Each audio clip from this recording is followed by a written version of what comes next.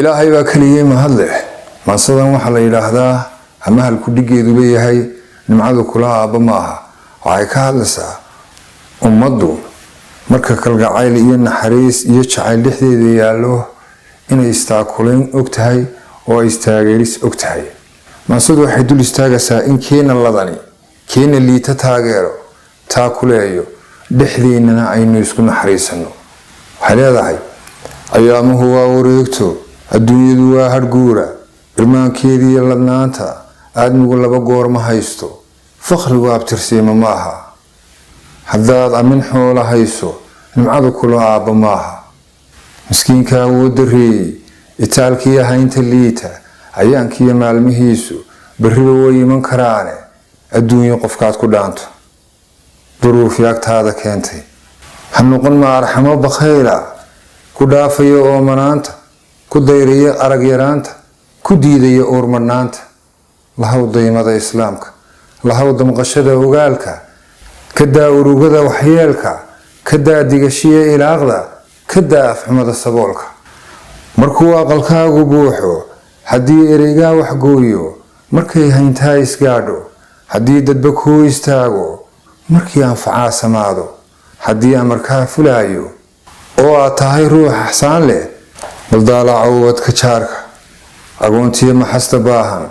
baldaalaca ogadooda siduu aradku uga muuqdo damiirka haddaad dhexdiisa dareenka ogaalka siiso baldaalaca waad ilmayne hooyadan dhaxamaha ordaysa dheeftii ubad raadinaysa alleelka madow gudaysa dhibtiyo abasada sharkiisa saqdhexe ugu ooli weyday oogii subaxii jarmaadka qoraxda ka istaagi weyday markay amin dooni weydo agnaanku dareemi waayo tukaan waxamaahin waayo uurkiya qalbiguun ku oyda baleeg danyarahaas qoobay xishoodkuna aamusiiyey ishooduna kula hadlayso rabbina idin wada abuuray haddana idin wada arkaayo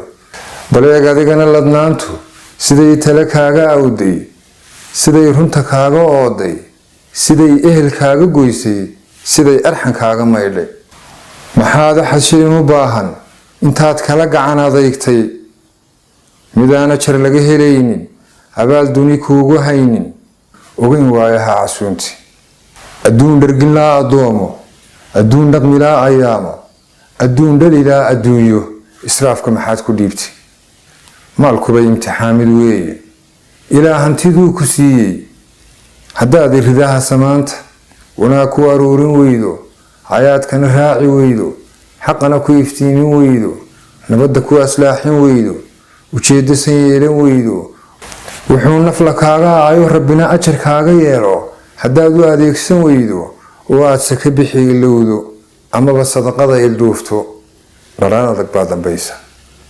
naftuna waa kugu ammaano dardaaranka ila xirkiisa waxaan taladii ku ooday cafiska noqon ruux awooda xumaha noqon ruuxi laawa qofkaad uurkaba ku hayso ilaahay dartii u saamax qulubta ka saar addoonka maruun kugu dhibay adduunka ifkana khayr sii shaqayso. Assalaamu calaykum.